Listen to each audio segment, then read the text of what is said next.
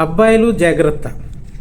ఎందుకు ఈ విషయం చెప్తున్నానంటే, ప్రేమలో పడినప్పుడు ఒకసారి ఆలోచించుకొని, ఓకే ప్రేమించుకున్నప్పుడు మనం ఎలా తిరిగినా ఏం చేసినా ఓకే, కానీ పెళ్ళి చేసుకునేటప్పుడు మాత్రం ఒకసారి ఆలోచించండి. అమ్మాయి క్యాస్ట్ ఏంటి, మీ క్యాస్టా కాదా లేదా అనేది ఆలోచించండి. ఎందుకంటే ఇండియా అనేది ఇంకా అంత డెవలప్ అయిన దేశం కాదు. ఇండియాలో ఉండే జనాల మెంటాలిటీలు ఇంకా క్యాస్ట్, మతం వీటి దగ్గర ఆగిపోయారు. సో ఇప్పుడు ఏమవుతుందంటే, నేను ఎన్నో ఇన్సిడెంట్స్ చూస్తున్నా ఈ మధ్యకాలంలో. ఇష్టం లేని పెళ్లి చేసుకున్నారని అబ్బాయిని చంపేస్తున్నారు. ఎందుకు? వాళ్ళ కూతురు తప్పు చేసినప్పుడు వాళ్ళ కూతుర్ని ఏమీ చేయడానికి ఇష్టపడరు, ఎందుకంటే వాళ్ళ చిన్నప్పటి నుంచి పెంచారు కాబట్టి. మరి అదే అబ్బాయిని కూడా అవతల వాళ్ళ తల్లిదండ్రులు కూడా అంతే ప్రేమగా పెంచుంటారు కదా. వాళ్ళు ఇష్టారాజ్యంగా అలా చంపేసి కులాంతర వివాహం చేసుకున్నారనో, లేదంటే ఇంకే వేరే వాళ్ళకి నచ్చని సంబంధం చేసుకున్నారనో. మెయిన్ ఇదే కులాంతరం. మన రాష్ట్రానికి కానీ మన దేశానికి కానీ పట్టి పీడిస్తున్న భూతం ఏదన్నా ఉందంటే అది కులమే. కొట్టుకోవడానికి తప్ప దేనికి పనికిరాని కులం. చెప్తున్నాను కదా, నీ కులం గొప్ప, నీ కులం గొప్ప నువ్వు అనుకుంటున్నావు కదా. సరే, ఎవరి కులం వాళ్ళు గొప్ప అయినప్పుడు భారతదేశంలో 50 మంది దగ్గర 50 మంది పావర్టీ లైన్లోని 28 మంది నుంచి 30 మంది వరకు రోజు తిండి లేక, అంటే గ్లోబల్ హంగర్ ఇండెక్స్ చెప్పింది, నేను చెప్పట్లే. 30 మంది రోజు తిండి లేక పస్తుల నుండి పడుకుంటున్నారు. ఆ 30 మందిలో నీ కులం వాళ్ళు చాలామంది ఉన్నారు. నీకు అంత కులపిచ్చి, కులగజ్జి, కుల జాడ్యం ఉన్నప్పుడు, నీకు అంత మతపిచ్చి, మత గజ్జి, మత జాడ్యం ఉన్నప్పుడు, మరి మీ మతం వాళ్ళు కానీ మీ కులం వాళ్ళు కానీ ఎందుకు అంతమంది హంగర్, అంటే మన ఆకలితో రోజు పస్తుల నుండి పడుకుంటుంటే నువ్వు ఎందుకు ఏం చేయవు? నీ కులం కానీ నీ మతం కానీ అక్కడ పనికిరాదు. కులం కేవలం పెళ్ళిళ్ళప్పుడు, తద్దినాలప్పుడు మా కులం కూడా కాదా, మా మతం కూడా కాదా, ఈ ఇలాంటి పనికొస్తున్నాయి. అబ్బాయిలకి మాత్రం నేను నిజంగా ఒక రిక్వెస్ట్ అనుకోండి, ప్రేమించినప్పుడు తిరిగేయండి, ఏదన్నా చేసుకోండి, మీ ఇష్టం. కాకపోతే పెళ్లి చేసుకున్నప్పుడు మీ తల్లిదండ్రుల గురించి ఆలోచించండి. అమ్మాయి వైపు ఇష్టం లేకుండా మీరు పెళ్లి చేసుకుంటే అది 100కి 50% వాళ్ళు ఏం చేస్తున్నారంటే ఉక్రోషాన్ని వాటిని అంచుకోలేక, ఎందుకంటే కులాంతర వివాహం చేసుకున్నారని వాళ్ళ బాధ సగమే అయితే చుట్టుపక్కల ఉన్న చుట్టాలు, బంధువులు అదేంట్రా మీకు అమ్మాయికి ఆడెవడో కులం వాడికి ఇచ్చామంటే, ఈడెవడో కులం వాడికి ఇచ్చామంటే అని వాళ్ళు వచ్చి పొడుస్తూ ఉంటారు. పొడడం కాదు, వాళ్ళకి ఇంకా చదువు ఇంకా మనకి ఇండియాలో అంత డెవలప్ అవ్వలేదు.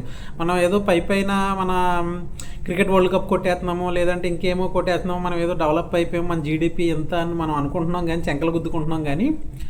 ఇండియా డెవలప్ అయింది. ఇండియాలో మనుషుల యొక్క మెంటాలిటీ ఇంకా డెవలప్ అవ్వలేదని నా ఉద్దేశం. డెవలప్ అయితే ఇలాగ కులాంతర వివాహం చేసుకున్నారని అబ్బాయిని చంపేయడం, ఒక ప్రాణాన్ని మీరు తీసేస్తున్నారే. ఆ ప్రాణాన్ని 9 నెలలు కని మోసి పెంచిన వాళ్ళ అమ్మ ఎంత బాధపడి ఉంటుంది.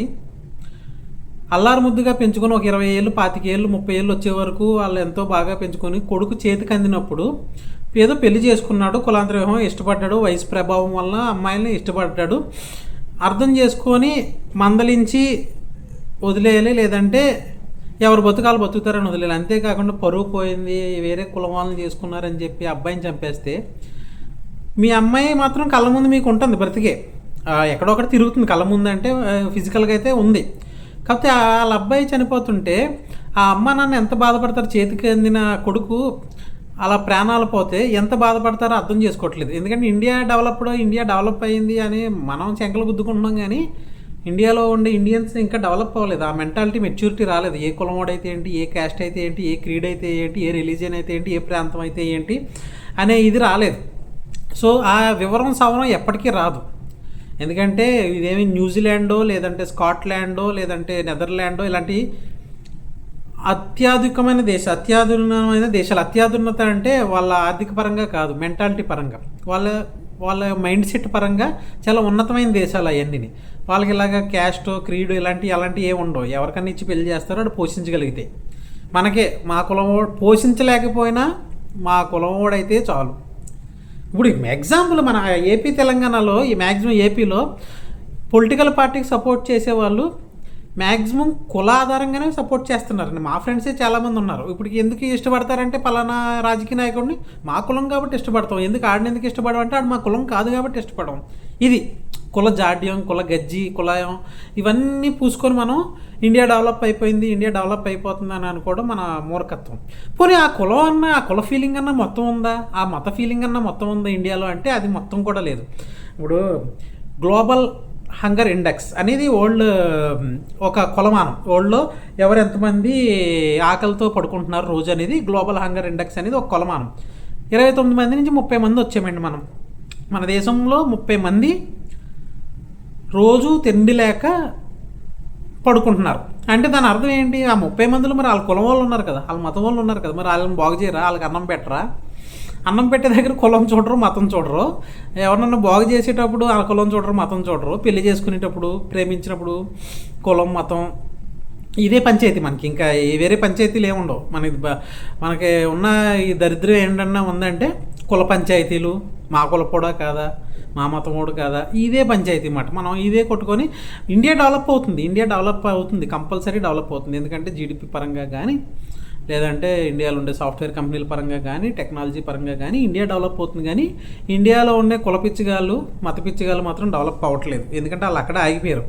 కనీసం నేను ఇప్పుడు ఓకే, పాత ఒక 40-50 ఇయర్స్ ముందు ఉన్న వాళ్ళకి, లేదంటే ఓకే ఇప్పుడు 70 ఇయర్స్ 80 ఇయర్స్ వయసు ఉన్న వాళ్ళకి ఉందంటే అనుకోవచ్చు. కుర్రోళ్ళకి 20 ఇయర్స్ 25 ఇయర్స్ ఉన్న కుర్రోళ్ళకి కూడా కుల పిచ్చి మాట. ఎంత పిచ్చి అంటే ఆ హీరో లేదంటే ఆ రాజకీయ నాయకుడిని ఎందుకు అభిమానిస్తున్నారంటే మా కులం కాబట్టి.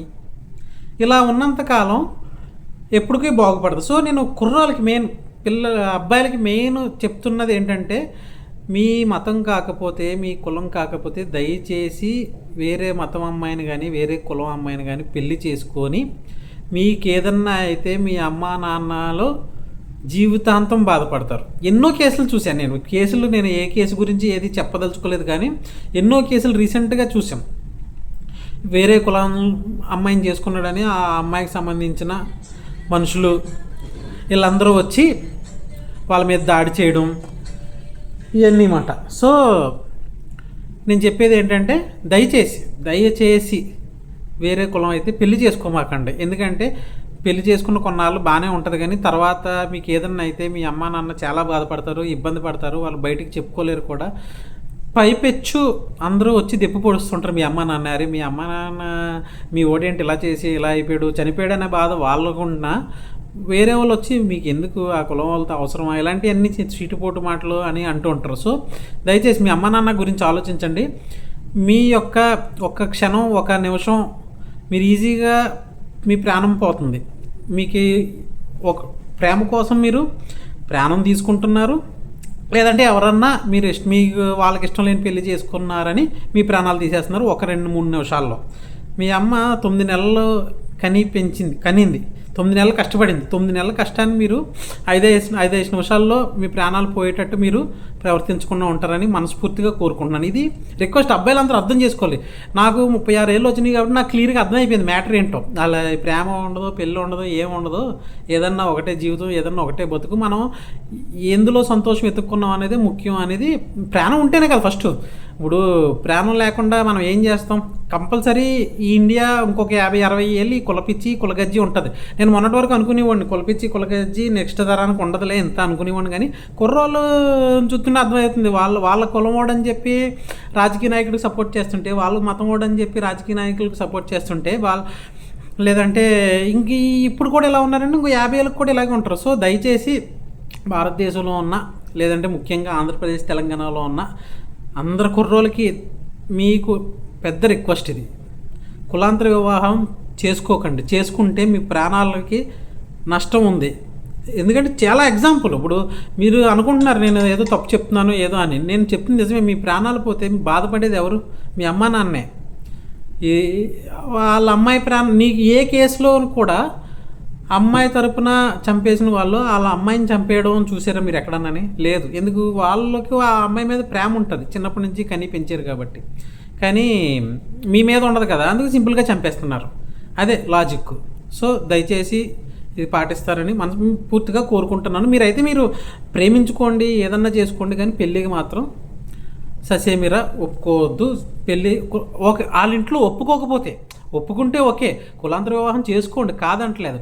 వాళ్ళ ఇంట్లో ఒప్పుకోకపోతే దయచేసి మీరు మాత్రం పెళ్లి చేసుకోకండి. వాళ్ళ ఇంట్లో ఒప్పించి పెళ్లి చేసుకోండి కులాంతర వివాహం అయితే.